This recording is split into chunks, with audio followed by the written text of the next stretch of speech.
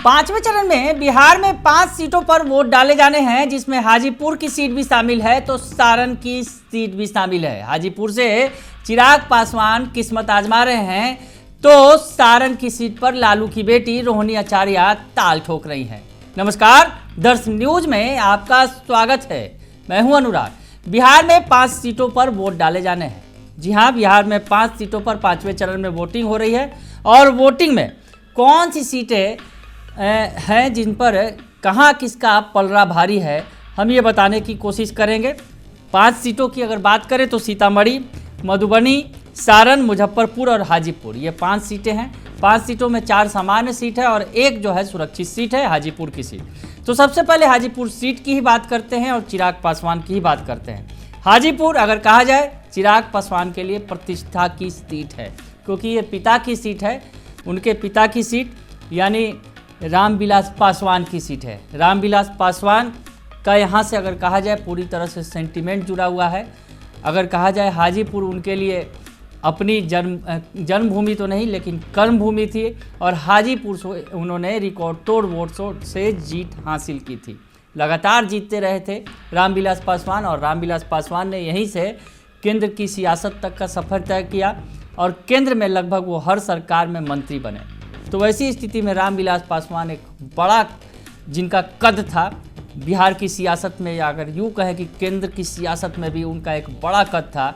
और रामविलास पासवान की इस विरासत को अब चिराग पासवान को आगे ले जाना है। हालांकि इससे पहले अगर पिछले चुनाव की बात करें तो पिछले चुनाव में उन्होंने अपने छोटे भाई यानी पशुपति कुमार पारस को ये सीट दी थी, वहाँ से चुनाव लड़ाया था। पशुपति कुमार पारस भी जीतकर केंद्र में पहुंचे और मंत्री भी बने।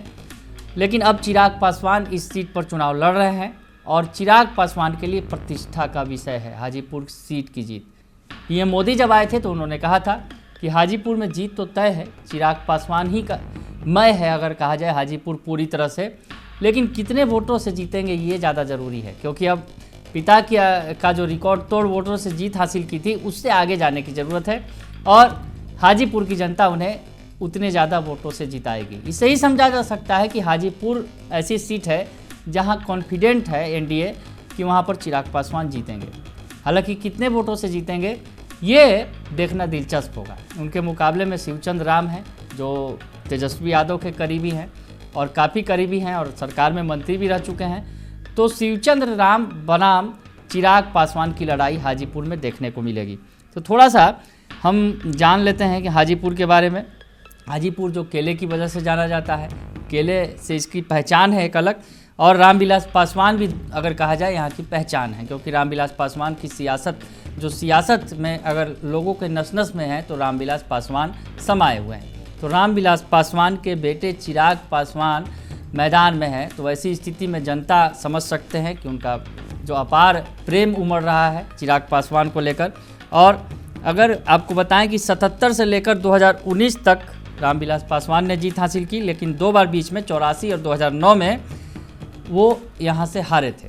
उसके अलावा मतलब अगर कहें तो 47 वर्षों से रामविलास पासवान का यहाँ दबदबा रहा और अब चिराग पासवान की बारी है। और ये जो चुनाव है राजनीतिक और भावनात्मक दोनों ही रूपों से काफ़ी अहम है चिराग पासवान के लिए, क्योंकि ये पहला मौका है कि रामविलास पासवान की गैरहाजिरी में न केवल वो अपनी पार्टी का नेतृत्व कर रहे हैं बल्कि पिता की विरासत को बचाना भी उनके लिए एक बड़ा सपना है। अगर कहा जाए कि ये बड़ी चुनौती है चिराग पासवान के लिए। तो हाजीपुर के अगर बात करें, हाजीपुर के थोड़े समीकरण की अगर बात कर ले कि कितना फ़ायदा मिल रहा है, क्योंकि जिस तरह से पीएम नरेंद्र मोदी ने उनके पक्ष में चुनावी सभा भी की और जिस तरह से चिराग पासवान खुद को पीएम नरेंद्र मोदी का हनुमान बताते रहे हैं और मंच पर जिस तरह से पीएम मोदी के साथ चिराग पासवान की बॉन्डिंग दिखी, या यूँ कहें कि हाजीपुर ही नहीं कई सारे मंचों पर दोनों साथ आए बिहार में। और उस दौरान जो हाजीपुर के जो कैंडिडेट हैं चिराग पासवान, उनके लिए एक खासा प्रेम पीएम मोदी के दिल में दिखता है, हर बार दिखता है। और वो बार बार उन्होंने कहा भी था, हाजीपुर के मन से तो खूब बड़ाई की चिराग पासवान की उन्होंने। तो ऐसी स्थिति में चिराग पासवान का पलड़ा यहाँ हर तरह से भारी नज़र आ रहा है। पिता की सीट है और उसके अलावा पीएम मोदी का भी आशीर्वाद मिल गया है। और इसके बाद सीधा फ़ायदा जो है चिराग पासवान को मिल रहा है युवाओं का, युवा वर्ग जो है वो चिराग पासवान को लेकर काफ़ी उत्साहित है और जात धर्म से ऊपर होकर उठकर वोट देने की बात जो है वो सामने आई कि वो जो युवा हैं उनके मन को टटोला गया तो जात धर्म से ऊपर उठकर चिराग पासवान को वोट देंगे, ये भी कह रहे हैं। अगर जातीय गोलबंदी की बात की जाए तो चिराग पासवान ने अपने नॉमिनेशन के दौरान ही ये जो है एक मैसेज दिया था कि A to Z जो है उनके साथ खड़े हैं, यानी तमाम जो जातियां हैं उनके साथ खड़ी हैं। ये मैसेज जो है वो उसका ज़मीनी असर भी दिख रहा है। और कहा जाए दलित खासकर पासवान जहां पहले से ही मजबूती के साथ चिराग पासवान के साथ खड़े हुए थे और बीजेपी के कारण सवर्ण और वैश्य वोटर जो है उनके सपोर्ट में हैं, वैसी स्थिति में चिराग पासवान के लिए अगर कहा जाए वोटर गोलबंद दिख रहे हैं। अगर बीजेपी के वोटर हों या फिर चिराग पासवान के जो कोर वोटर हैं उनकी पार्टी के, तो वो साथ खड़े दिख रहे हैं। वही नीतीश कुमार और उपेंद्र कुशवाहा भी साथ में हैं। वैसी स्थिति में उनकी जो पार्टी के कोर वोटर है, पिछड़ा अति पिछड़ा का जो वोट बैंक है, वो भी चिराग पासवान को सपोर्ट करता नज़र आ रहा है। लेकिन दूसरी तरफ तेजस्वी यादव के खासम खास हैं शिवचंद्र राम, मुकाबला को ज़रूर टफ बनाने की कोशिश कर रहे हैं, मुकाबले में ज़रूर आने की कोशिश कर रहे हैं। अगर यूँ कहें तो तेजस्वी यादव का जो माई समीकरण है यानी मुस्लिम यादव समीकरण, वो उनके साथ है। हालांकि अगर कहा जाए इस वोट बैंक में भी कहीं ना कहीं चिराग पासवान ने सेंध लगा दी है। युवा वोटरों की जो हम बात कर रहे थे कि युवा वोटरों के जरिए चिराग पासवान ने इसमें सेंध लगाई है माई समीकरण में। तो खैर ये जो समीकरण है तमाम जो दिख रहे हैं नज़र आ रहा है हाजीपुर में, और चिराग पासवान जो है काफ़ी ज़्यादा लीड लेते हुए नज़र आ रहे हैं अपने प्रतिद्वंदी शिवचंद्र राम पर। आगे बढ़ते हैं और अब बात करते हैं कि सारण में क्या हालचाल है। सारण की अगर बात करें, सारण में जहां लालू यादव की बेटी रोहिणी आचार्य पहली बार चुनाव मैदान में हैं, और ये वही बेटी हैं जिन्होंने लालू यादव को अपनी किडनी दी और लालू यादव को एक नई ज़िंदगी दी। और उसके बाद अब सियासी मैदान में वो नई हैं और नई है, लेकिन जिस तरह से लालू यादव, राबड़ी देवी और पूरा लालू परिवार खड़ा हुआ था अपनी बेटी के लिए और उन्होंने प्रचार किया था, आखिरी वक्त में तेजस्वी यादव ने भी काफ़ी जोर लगाया, तो मुकाबला यहाँ बड़ा ही दिलचस्प होने जा रहा है। और मुकाबला अगर कहा जाए नेक टू नेक है। जी हाँ, मुकाबला जो है यहाँ नेक टू नेक है। सारण की अगर बात करें तो सारण में 6 विधानसभा सीट है। सोनपुर, परसा, अमनौर, गरखा, छपरा और मढ़ौरा, ये 6 विधानसभा सीटें हैं जो सारण लोकसभा सीट में आती हैं। और सारण के लिए सबसे बड़ी बात आपको बताएं कि ये लालू यादव की अगर सीट है, लालू यादव यहीं से पहली बार सांसद बने, केंद्र में गए और लालू यादव ने यहीं से सियासी सफ़र शुरुआत की। उस वक्त ये छपरा की सीट कही जाती थी, बाद में इसे सारण नाम दिया गया। और ये 6 विधानसभा सीटों से बना हुआ है जो हमने आपको बताया। और 2024 में अब यहाँ पर हम समझने की कोशिश करते हैं कि 2024 में क्या हो रहा है, क्योंकि मुकाबला राजीव प्रताप रूढ़ी से है जो बीजेपी के एक बड़े नेता के तौर पर स्थापित हो चुके हैं। बीजेपी के नेता के तौर पर वो केंद्र में मंत्री भी रह चुके हैं। तो वैसी स्थिति में राजीव प्रताप रूढ़ी जो पिछली 2 बार से जीत रहे हैं और लालू परिवार से ही पहली बार राबड़ी देवी को हराया, फिर दूसरी बार लालू के समधी मैदान में थे चंद्रिका राय, उन्हें भी हराया। तो ऐसी स्थिति में काफ़ी बड़े कद के वो नेता हैं और मुकाबला काफ़ी टफ है। लालू की बेटी हैं जहाँ एक तरफ रोहिणी आचार्य और दूसरी तरफ राजीव प्रताप रूढ़ी। मुकाबला काफ़ी कठिन है, लेकिन क्या होगा, मुकाबला नेक टू नेक, जैसा कि हमने कहा यहाँ पर सबसे दिलचस्प मुकाबला होने जा रहा है। अगर यूँ कहे तो इस 5वें चरण में सबसे दिलचस्प मुकाबला देखने को मिलेगा। और आपको ये बताएं, अगर विधानसभा सीटों के मुताबिक अगर गणना करें कि 6 विधानसभा सीट हैं जिसमें यादव और राजपूत बहुल इलाके हैं, ज़्यादातर जो 6 विधानसभा हैं इसमें 4 पर राजद का कब्जा है, 4 सीटों पर आरजेडी के जो है विधायक हैं। छपरा और अमनौर को छोड़कर सोनपुर, परसा, गरखा और मढ़ौरा में 2015 और 2020 विधानसभा चुनाव में राजद के विधायक जीते। लेकिन फिर भी 2014 और 2019 के लोकसभा चुनाव में राजीव प्रताप को बढ़त मिली और वो सांसद बने। 2019 के लोकसभा चुनाव में राजीव प्रताप रूढ़ी इन सभी 6 विधानसभा इलाकों में राजद कैंडिडेट चंद्रिका राय से आगे रहे थे। और इस बार खास बात यह है कि चंद्रिका राय जो पिछली बार उनके मुकाबले में खड़े थे, जो लालू के समधी हैं, वो इस बार बीजेपी के साथ हैं, राजीव प्रताप रूढ़ी के साथ हैं। मंच पर भी नजर आए और उनके इलाके में जब राजीव प्रताप रूढ़ी गए उनका स्वागत भी किया और लोगों से उनके लिए वोट भी मांगे। तो चंद्रिका राय जो लालू के समधी हैं, अगर कहा जाए तेज प्रताप यादव के ससुर, तो वो बीजेपी के साथ हैं। इनके अनबन के बारे में तो सभी जानते हैं, जग जाहिर है। तो वैसी स्थिति में चंद्रिका राय का भी उन्हें साथ मिल रहा है और सभी विधानसभा में जो पिछली बार अगर बात करें चंद्रिका राय के खिलाफ 10 से 20 हज़ार वोटों की बढ़त राजीव प्रताप रूढ़ी ने हासिल की थी, लेकिन छपरा और अमनौर में निर्णायक बढ़त मिली थी और आखिर में करीब 1,40,000 वोट से राजीव प्रताप रूढ़ी पिछला चुनाव जीते थे। तो चंद्रिका राय को उन्होंने हराया था पिछली बार, अब चंद्रिका राय साथ में है और 2019 में मोदी लहर थी, उस लहर में 1,40,000 वोटों से वो जीते थे। लेकिन अब जो है स्थितियाँ काफ़ी बदली हुई हैं। इस बार जो है अगर सामने में काफ़ी मजबूती के साथ ताल ठोक रही हैं रोहिणी आचार्य, और रोहिणी आचार्य जो अगर कहा जाए काफ़ी उन्होंने चर्चा बटोर रखी है और जिस तरह से उन्होंने लालू यादव को नई ज़िंदगी दी है, उसके बाद जिस तरह से उन्होंने त्याग किया, जिस तरह से उन्होंने अपनी किडनी अपने पापा को दी, तो एक वो उन्होंने एक नज़ीर पेश की और कहीं ना कहीं इसके चलते लोग उनके जो है कायल हो गए। तो लालू की बेटी जो है काफ़ी अगर कहा जाए यहाँ इस मुकाबले को काफ़ी कड़ा बनाए हुए हैं, रूढ़ी बनाम रोहिणी है। तो ऐसी लड़ाई में अगर कहा जाए दोनों की स्थिति बराबर बराबर लग रही है और दोनों अब आगे ये बड़ा दिलचस्प होगा कि क्या कुछ में ये चर्चा रही है, क्योंकि एंटी इनकम्बेंसी का मामला है। एंटी इनकम्बेंसी है, 10 साल से वो सांसद हैं यहाँ पर इस इलाके में और लोगों का कहना है, जैसा कि जो जनता की राय ली गई तो उसमें ये निकल कर आया कि रूढ़ी जो है इलाके में नज़र नहीं आते हैं, रूढ़ी कम दिखते हैं, लोगों से जो है उनका संपर्क कम है और ये हालांकि उन्होंने कई सारे जो काम कराए हैं इलाके में उसका उन्हें पॉजिटिव ज़रूर मिल रहा है। एंटी इनकम्बेंसी की जो बात हमने की कि 10 साल से सांसद हैं, तो वैसी स्थिति में थोड़ा सा जनता का जो मूड है वो रूढ़ी से की तरफ कम है और जिस तरह से टिकट कटने तक की भी बात आ गई थी, जब टिकट उन्हें नहीं मिला था उस वक्त चर्चा होने लगी थी कि उनका टिकट भी कट जाएगा।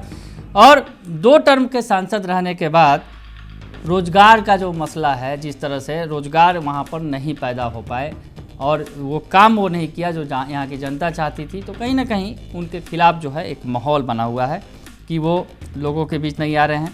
और बात ये भी सामने आ रही कि पिछड़ा अति पिछड़ा वोटर जो है वो बिदक सकते हैं और जो नीतीश कुमार का वोट बैंक है वो यहाँ से बिदक कर आरजेडी की तरफ हो सकते हैं, जा सकते हैं, कुछ परसेंट जो वोट है। तो ऐसी स्थिति में इसका भी असर पड़ेगा। रोहिणी आचार्य की अगर बात करें तो रोहिणी आचार्य के बारे में कहा जा रहा है कि वो बाहरी हैं, सिंगापुर से आई हैं चुनाव लड़ने के लिए। तो वैसी स्थिति में रोहिणी आचार्य के लिए नेगेटिव हो रहा है कि वो चुनाव के बाद फिर से चली जाएंगी, विदेश में ही रहेंगी। तो ये सब बातें निकल कर सामने आई हैं और लालू की बेटी हैं और जिस तरह से उन्हें सबसे बड़ा सहारा अगर कहा जाए तो लालू परिवार का है, लालू यादव का आशीर्वाद है उन्हें और लालू के आशीर्वाद से वो मैदान में है। और कहीं ना कहीं जिस तरह से हालांकि जो बात समझ में आ रही है और जिस तरह से बीजेपी भी कह रही है कि अगर फिर से वापस आएंगे तो जंगल राज वाली स्थिति हो जाएगी। लालू के जंगल राज का सहारा वो ले रहे हैं कि उस वक्त जंगल राज की स्थिति हुआ करती थी। तो मुकाबला सारण में बड़ा ही दिलचस्प है। अगर हाजीपुर में अगर कहा जाए चिराग पासवान के लिए एक तरफा मुकाबला है, तो सारण में मामला नेक टू नेक है, यानी लालू की बेटी ज़बरदस्त चुनौती दे रही हैं राजीव प्रताप रूढ़ी को। तो राजीव प्रताप रूढ़ी को भी पसीने छूट रहे हैं। आगे देखना दिलचस्प होगा कि 4 तारीख को बाजी किसके हाथ आती है।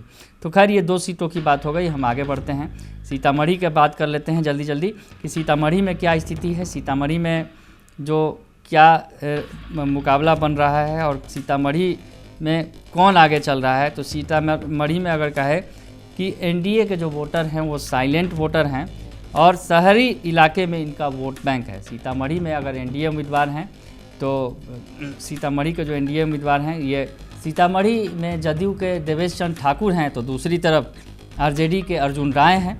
और अगर कहा जाए लोगों का अगर मिजाज को अगर भांपने की कोशिश की जाए, क्योंकि सीतामढ़ी में सबसे बड़ा फैक्टर जो रहा कि यहाँ पर वैश्य वोटर बड़ी संख्या में हैं जो एनडीए के कोर वोटर माने जाते हैं, पर अब इनके वोट बैंक में कहीं ना कहीं आरजेडी ने सेंधमारी कर दी है, महागठबंधन ने सेंधमारी की। बगल की शिवहर सीट में दरअसल रमा देवी वहाँ से सांसद हुआ करती थी बीजेपी की तरफ से, अभी भी निवर्तमान सांसद हैं, लेकिन उनका टिकट काट दिया गया और इस बार जेडीयू के खाते में शिवहर सीट भी चली गई और वहाँ से राजपूत बिरादरी से आने वाले लवली आनंद को उम्मीदवार बनाया गया। तो वैसी स्थिति में जो सीतामढ़ी और शिवहर में जो इलाका है जहाँ पर वैसे बिरादरी के लोग बड़ी संख्या में हैं, तो वोट उनका टिकट कटने से उनकी नाराज़गी साफ तौर पर दिख रही है और इसका खामियाजा उठाना पड़ सकता है एनडीए के कैंडिडेट को, यानी जो देवेश चंद्र ठाकुर हैं। और वैश्य समुदाय की अगर बात करें, वैश्य समाज के लोगों की, तो शहरी इलाके में जो उनका एक बड़ा दबदबा है और शहरी इलाके में जिससे उम्मीद काफ़ी एनडीए को रहती है, जो कोर वोटर माने जाते हैं, वहाँ पर एनडीए के लिए परेशानी बढ़ गई है। अगर यूँ कहें कि जेडीयू के लिए परेशानी बढ़ गई है। हालांकि अमित शाह आए थे, उन्होंने वोट मांगा था यहाँ पर एनडीए कैंडिडेट के लिए और उन्होंने खुले मन से पिछड़ा और अति पिछड़ा का कार्ड भी खेला था।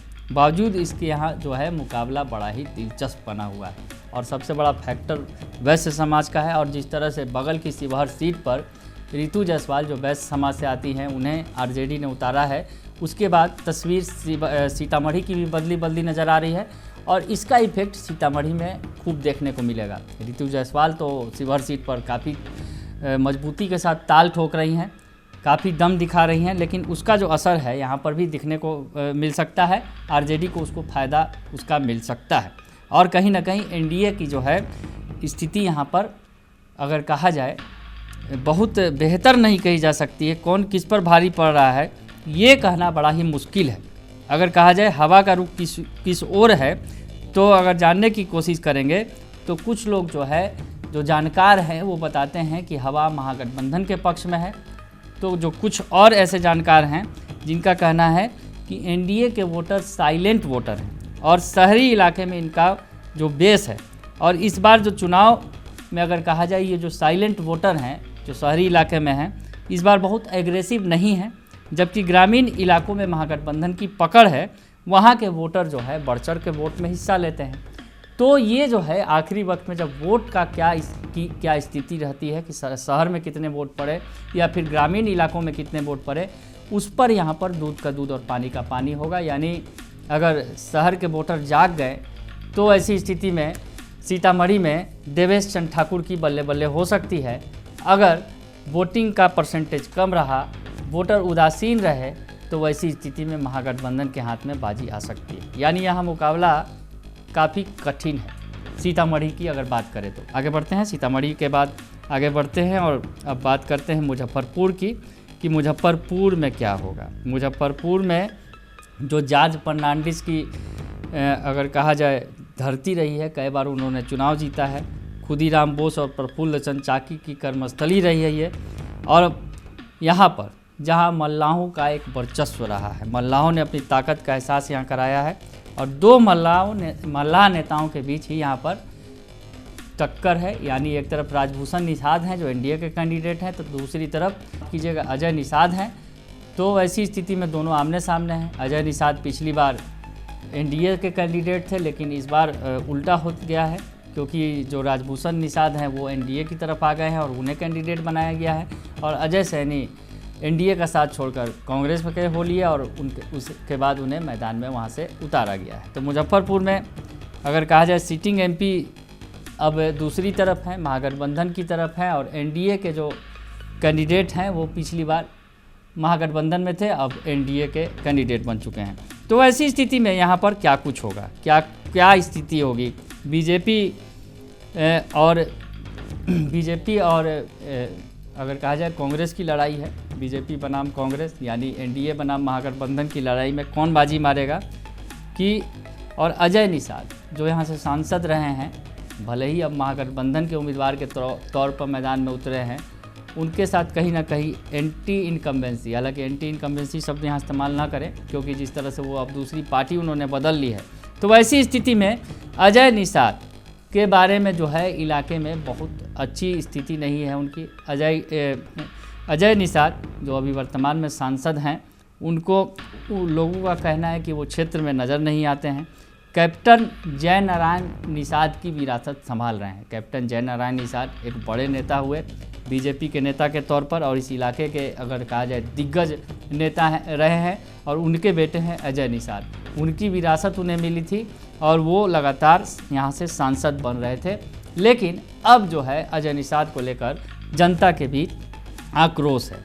तो हवा का रुख किधर है ये अगर जानने की कोशिश करें तो इस बार कोई लहर नहीं है, मुजफ्फरपुर शहर के में जो लोग हैं वो दो लड़ाई लड़ रहे हैं। मुजफ्फरपुर से जो सटा वैशाली लोकसभा है, यहाँ के लोग वैशाली में अपने रिश्तेदारों को एनडीए को सबक सिखाने के लिए कर रहे हैं।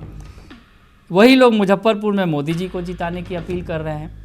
यानी अगर कहा जाए वैशाली में जहाँ पर मुन्ना शुक्ला जो वहाँ मैदान में हैं, और यहाँ पर सबसे बड़ी बात है कि भूमियार बिरादरी की अगर बात करें तो इर्द गिर्द के इलाकों में भूमियार कैंडिडेट को बीजेपी ने मौका नहीं दिया। वैसी स्थिति में मुन्ना शुक्ला जो भूमियार बिरादरी से आते हैं, उन्हें आरजेडी ने मैदान में उतारा है वैशाली से। अब मुजफ्फरपुर का इलाका भी वैशाली में है, बड़ी संख्या में जो मुजफ्फरपुर के इलाके हैं वो वैशाली लोकसभा सीट का हिस्सा है। तो ऐसी स्थिति में इन दोनों सीटों का इफेक्ट जो कहा जाए एक दूसरे पर पड़ता है। और मुन्ना शुक्ला के नाम पर जो है, मुन्ना शुक्ला की जो है अगर कहा जाए इफेक्ट यहाँ पर साफ तौर पर देखने को मिल रहा है कि जो सवर्ण मतदाता हैं, जो भूमियार हैं, वो कहीं ना कहीं एनडीए को सबक सिखाना चाहते हैं। और अब यहाँ उसका इफेक्ट मुजफ्फरपुर में, वैशाली का जो इफेक्ट है पूरा इफेक्ट मुजफ्फरपुर में देखने को मिलेगा, मुन्ना शुक्ला का इफेक्ट अगर यूँ कहे तो। और इसमें जो है एनडीए बनाम महागठबंधन की लड़ाई जो है काफ़ी टफ है। महागठबंधन में यादव मुस्लिम तो है ही है, यानी माई समीकरण है, और साथ में जब मुकेश सहनी आए हैं तो ऐसे में मल्लाह जो है, और ख़ास करके ये तो मल्लाह का अगर कहा जाए इलाका है, और यहाँ पर खुद जो दोनों कैंडिडेट हैं मल्लाह बिरादरी से ही आते हैं। वैसी स्थिति में मुकाबला बड़ा ही दिलचस्प है। अजय निषाद से जो मल्लाह थे वो नाराज़ हैं, लेकिन जिस तरह से एनडीए में ब्राह्मण भूमियार हैं, अति पिछड़ी जाति और वैश्यों में विभाजन है, पिछली बार की तरह एक तरफा नहीं है, तो वैसी स्थिति में अगर कहा जा सकता है तो एनडीए की स्थिति भी यहाँ बहुत ज़्यादा मजबूत नहीं है। लेकिन जिस तरह से अजय निषाद जो एनडीए छोड़कर महागठबंधन में शामिल हुए हैं, तो क्या कुछ होगा, ये भी बड़ा दिलचस्प है। मुकाबला बड़ा ही दिलचस्प है और आखिरी वक्त में ही तय होगा कि ऊँट किस करवट बैठता है। तो अजय निषाद बनाम राजभूषण निषाद के मुकाबले में आखिरी वक्त में ही तय होगा कि क्या कुछ है। लेकिन अगर कहा जाए तो बीजेपी का पलड़ा यानी एनडीए का पलड़ा थोड़ा भारी जरूर नज़र आ रहा है।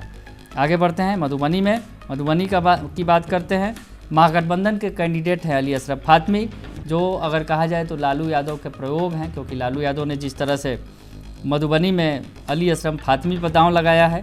महागठबंधन में सीटों के बंटवारा होने के पहले आरजेडी ने जो है मधुबनी का कैंडिडेट बना दिया था। एमवाई समीकरण को साधने के लिए लालू यादव ने बड़ा प्रयोग किया था, लेकिन एम तो जुड़ा लेकिन वाई में बिखराव है, कैंडिडेट कमज़ोर कर रहा है अगर कहा जाए तो यहाँ पर दूसरी तरफ है मधुबनी लोकसभा सीट के अशोक कुमार यादव, जो भाजपा के मौजूदा सांसद भी हैं। 2019 में हुए लोकसभा चुनाव में अशोक कुमार यादव ने वीआईपी के कैंडिडेट बद्री कुमार पूर्वे को 4,54,940 वोटों से हराया था। भाजपा ने दूसरी बार उन्हें कैंडिडेट बनाया है। अशोक यादव के पिता हुकुमदेव नारायण यादव इस सीट पर सबसे अधिक बार 5 बार सांसद रहे हैं।